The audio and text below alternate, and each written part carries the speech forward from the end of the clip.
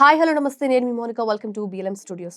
నితీష్ కుమార్ ఒక ముసుగు వివాదంలో చిక్కుకున్నారు. ఇక్కడ మహిళా డాక్టర్ గౌరవమా రాజకీయమా, ఏం జరుగుతుందనే విషయమే మనం తెలుసుకోబోతున్నాం. ఒక ముఖ్యమంత్రి, రాష్ట్రానికి తండ్రి లాంటి వారు, కానీ ఒక బహిరంగ సభలో ఒక మహిళా డాక్టర్ ధరించిన ముసుగుని నఖబ్ అంటారు. ఆయన స్వయంగా తొలగిస్తే అది క్రమశిక్షణ అవుతుందా, లేకపోతే ఆమె వ్యక్తిగత స్వేచ్ఛని హరించడం అవుతుందా? ఎస్, బీహార్ సీఎం నితీష్ కుమార్ చేసిన ఈ పని ఇప్పుడు దేశవ్యాప్తంగా పెను దుమారమే రేపుతోంది. Supreme court bar association, SCBA అంటారు, అక్కడి నుంచి జావేద్ అఖ్తర్ వరకు అందరూ ఆయన మీద ఎందుకు సీరియస్ అవుతున్నారు అనేది ఇక్కడ పెద్ద క్వశ్చన్. అసలు ఏం జరిగింది అనే దాని గురించి కూడా మనం ఇప్పుడు క్లియర్గా చూద్దాం. Let's dive in.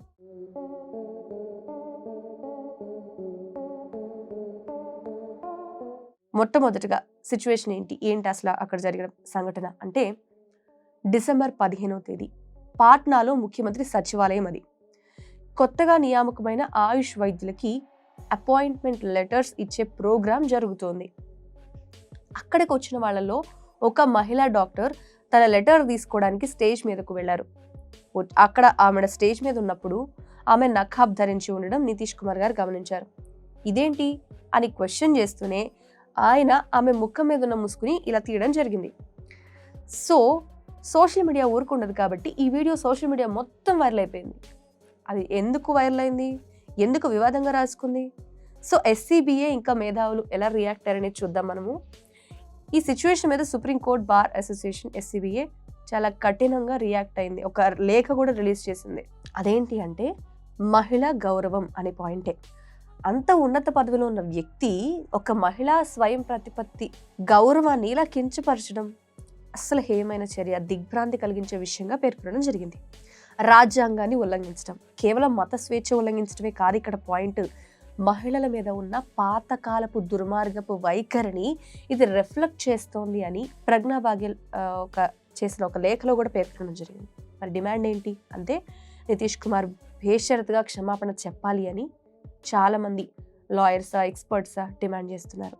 ఇందులో రాజకీయంగా ఎలా టర్న్ తీసుకుంది, ఇంకా వేరే విమర్శలకు ఎలా దారితీసింది అంటే, ఈ వివాదంలోకి కేంద్ర మంత్రి గిరిరాజ్ సింగ్ ఎంట్రీ ఇచ్చారు.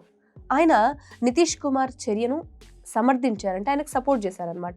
ఆయన వాదం ఏంటి అంటే, ఇది పాకిస్తాన్ కాదు, భారతదేశం. పాస్పోర్ట్ ఆఫీస్లో లేకపోతే విమానాశ్రయంలో ముఖం చూపించరా అని ఆయన క్వశ్చన్ చేస్తున్నారు. చట్టబద్ధమైన పాలనలో ముఖం చూపించడం తప్పనిసరి అని ఆయన వాదిస్తున్నారు. ఇంకో వివాదం ఏంటి అంటే, యూపీ మంత్రి సంజయ్ నిషాద్ చేసిన కొన్ని వ్యాఖ్యలు ఈ సిచ్యువేషన్ని ఇంకాస్త దిగజార్చాయి. అవి ఎలా ఉన్నాయంటే, స్త్రీ ద్వేషపూరితంగా ఉన్నాయి అనే విమర్శలు వస్తున్నాయి.